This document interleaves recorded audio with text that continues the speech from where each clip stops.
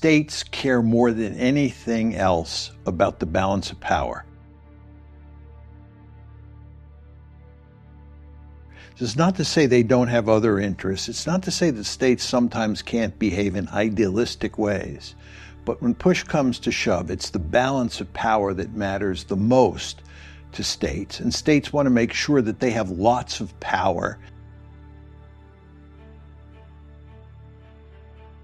There is no higher authority. There's no ultimate arbiter. There's no Leviathan that can come to the rescue of states if they get into trouble.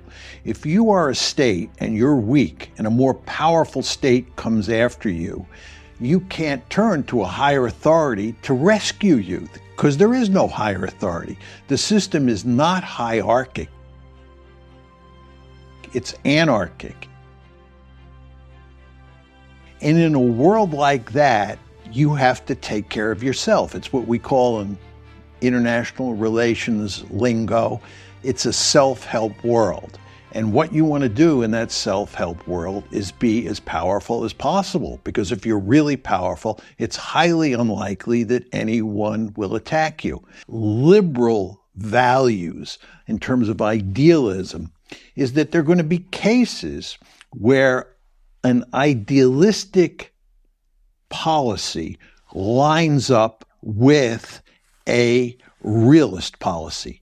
Defeating Adolf Hitler in World War II makes sense from a strategic point of view, from a realist point of view. There's no question about that. The United States does not want Adolf Hitler and the Third Reich to dominate Europe for good realist reasons. At the same reason, it makes perfect sense from a liberal point of view or from an idealistic point of view to want to defeat Adolf Hitler. The question is, what happens when the arrows point in different directions?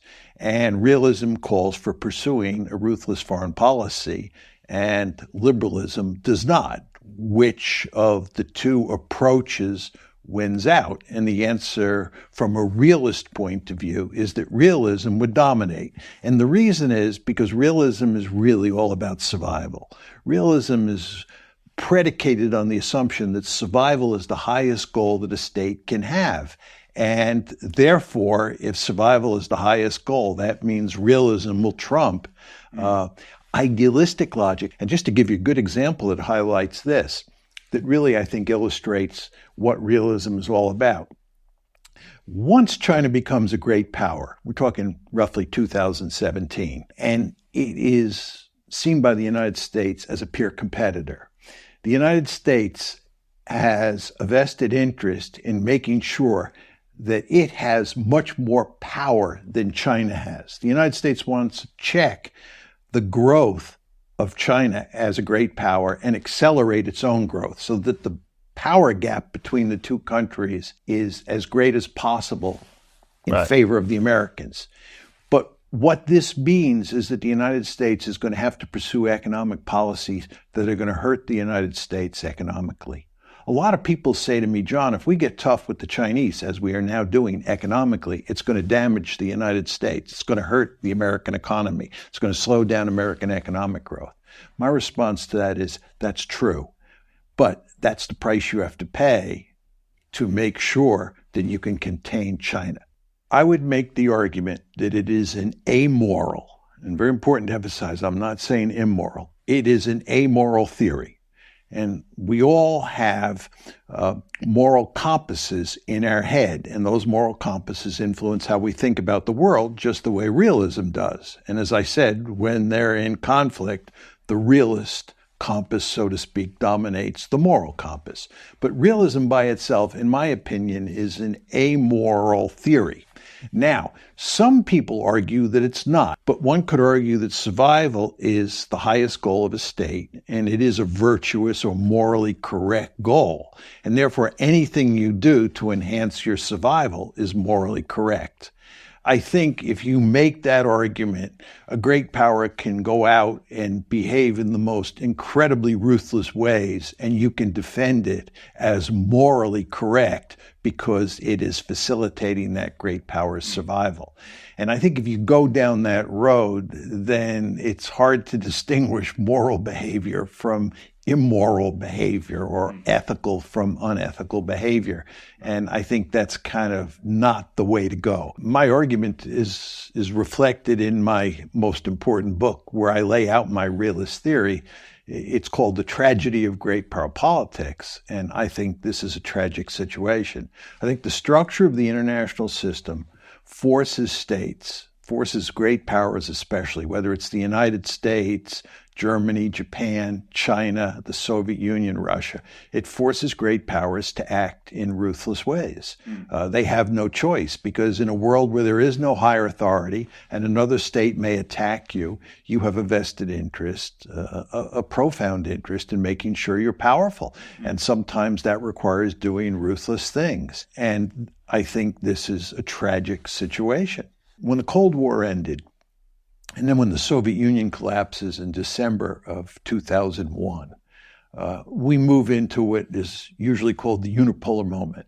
And that means there's only one great power on the planet, and that's the United States of America, which is incredibly powerful. And in a very important way, realism gets put in the back closet or gets put on the back burner, because there's no more great power competition. The United States does not have to worry about the balance of power because it's so incredibly powerful. So what the United States does during the unipolar moment, because it's a thoroughly liberal state, is it pursues a liberal foreign policy. It's, in the first time in its history, free to put aside realist concerns and behave in a very liberal way. And of course, the British, or Britain, which is another thoroughly liberal country, becomes part of a tag team with the United States, and the British and the Americans run around the world trying to spread liberal values, sometimes at the end of a rifle barrel. And what happened is that we produced one failure after another. This turned out to be a disastrous foreign policy. So what happens in 2017 with the coming of multipolarity, remember, in about 2017, you move from a unipolar world to a realist world. What roughly happens in 2017 is that realism is back for the United States, because we're now in a multipolar world. There are great powers out there, China and Russia, to be specific. That's number one. But number two, what happens is that people understand that a liberal foreign policy, what I like to call liberal hegemony, our policy from roughly 2001 to 2017, has been, I think it's fair to say, a colossal failure. So people are much more sympathetic to realism starting in roughly 2017, moving forward, than they were during the unipolar moment. And of course, most people grew up, came of age in the unipolar moment. So realism was something that was easy to be critical of, to dismiss during the unipolar moment. And most people in the liberal West were feeling really good about what liberalism could do. It was the Frank Fukuyama view of the world. What Frank said when the Cold War ended is that the future is liberalism. We liberals have the wind at our back, and what's going to happen is the world is going to become increasingly liberal. By 2017, that line of argument was not looking good. And today, that line of argument is in complete tatters. And when liberalism fails like that, and when you have two other great powers in the system, China and Russia, realism is going to make a comeback. And that's what we see happening here.